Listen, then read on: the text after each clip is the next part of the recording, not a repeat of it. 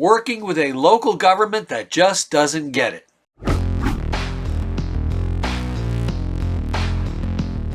This is Billy Goldfeder answering some questions from you as a part of the What's Your Problem series hosted by Fire Rescue One and Lexipol. Here's today's question. How do I get the township's local government to get it when we talk about funding? Our township donates a set amount each year, a portion of our budget, then that's bolstered by fundraising efforts. The money from the township is not a fire tax, and while they've never reduced the amount or withheld payment, it's not a contract or guaranteed amount, nor large enough to do everything we need to do. One item sorely lacking is firefighter physicals. The township pays the workers' compensation bill, but doesn't see the problem with sending folks with unknown health issues into one of the most dangerous situations in the world, meaning our environment. A physical is going to be a heck of a lot cheaper than a funeral or long-term disability. Well, that's a lot of question in one question, but let's go ahead and take a look and see if we can dig down to here. First of all, it's time that your township understand that you're working for free. Now, they know that, but it's not been drilled into their heads. You're a volunteer fire department. You should no longer be expected to have to do fundraising. The sanitation department does not hold bake sales to buy a new garbage truck, right?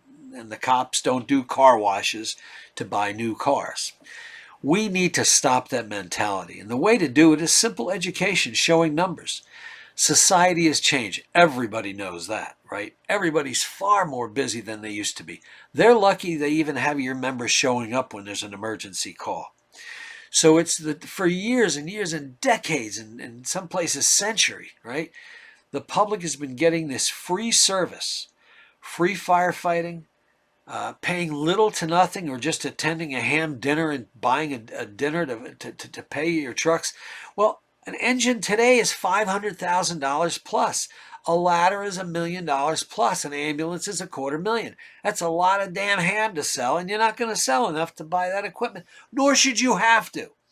So the answer is to get your local government to get it is, number one, find the right person to make this presentation. If you've been fighting with them and yelling with them and arguing with them for years, you are not the right person. There's got to be somebody in your organization that can represent in a calm, cool, and collected manner and explain to the local officials, hey, you're going to have to ante up, which means they're going to have to pay taxes or create a fire tax. I think when the public understands that you're working for free, that you have to raise your own funds, that they give you this measly little donation each year, and you can tell them that for your taxes, we are guaranteeing a response, we are guaranteeing replacement apparatus, then they're going to buy into it because they don't want to not have a fire department. Now, there'll be some extreme cases where it gets ugly. I mean, we've seen places where volunteer fire departments and their members have walked off the job because, hey, if you're not going to support us with funding, just so we can work for free, but we don't have to also raise our own money, we're not going to do this anymore. So that's the choice they have. And it's certainly far less than them having to fund a fully career fire department. By the way, that also might be part of your discussion. If your department is at the point where your responses are thin and your membership response is minimal, you may also need to tie it into this as well. You may need to hire some people. You may need to change the way you operate. You may need to merge. Again, it depends on your fire department. But specifically, how do you get your local government to get it? With numbers. In a non-threatening but a serious way, so they understand exactly where you're spending your money now, and make sure your house is clean, okay? And what's needed to provide what? What's the goal? Would they like to see an engine with 4 people on the scene within 10 minutes? This is how we do it. This is what it would cost, okay? Would they like to see an engine that's not 30 years old? Here's what we can do about it. Would we like to see an increase of volunteers? Yes, tell them they no longer have to do fundraising, and you may have more people interested, because not only do they have to make runs, they have to make drills, but they have to also run bingo on Thursday nights, and they have to do barbecues every quarter. Enough. People just don't have enough time. So the answer to do it is to do it calm, collective, in a collaborative effort, maybe even get some of the elected officials in the planning stages so you just don't surprise them with all this. Get them on this committee. Call it the Committee for Township Fire Protection or for the future, and maybe get some civilians involved. Maybe, those are the stakeholders, right? They're the ones who call 911. They're the ones who need the service. So you mentioned also about physicals.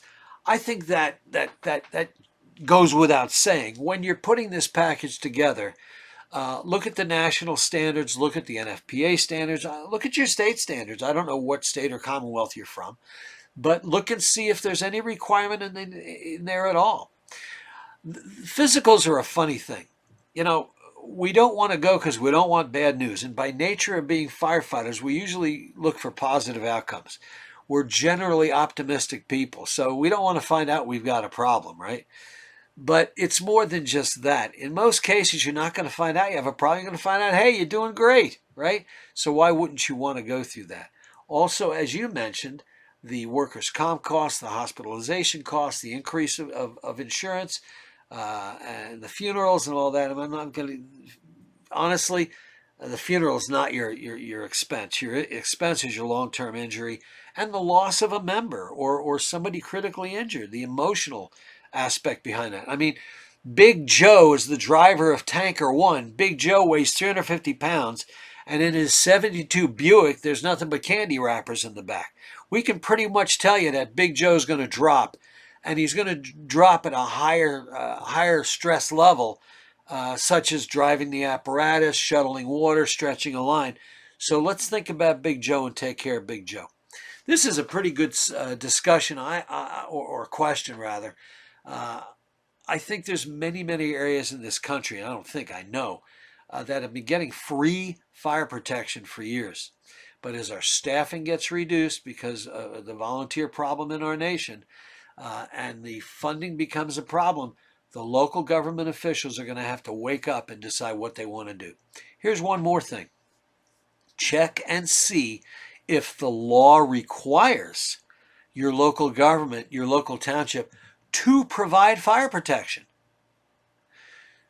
A good friend of mine, Steve Pegram, who's been involved in some programs and former president of ISFSI, he's now a township administrator. Steve asked that question a lot. It's a great discussion.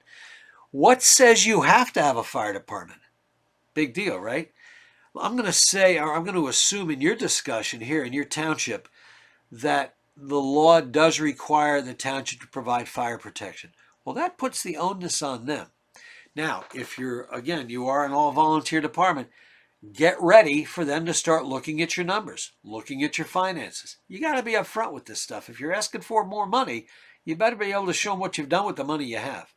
But again, look at the legal ends of this. Who is required to provide fire protection? If your township is, that's one step ahead that you can use in your fight to get proper funding. So if you want to continue to be volunteers and provide that service at that level, you can without having to do your own fundraising in order to provide that free service. Hey, listen, I hope that was helpful. That's one of my favorite subjects, actually, is local communities getting away for years with what I call free service. And now it's time to pay up, and they have to. In 2022, there's very little time for people to volunteer and do all that other stuff. You can email Fire Rescue 1 with your questions. I hope this has been helpful to some folks. Again, the answer to here is you get together a committee.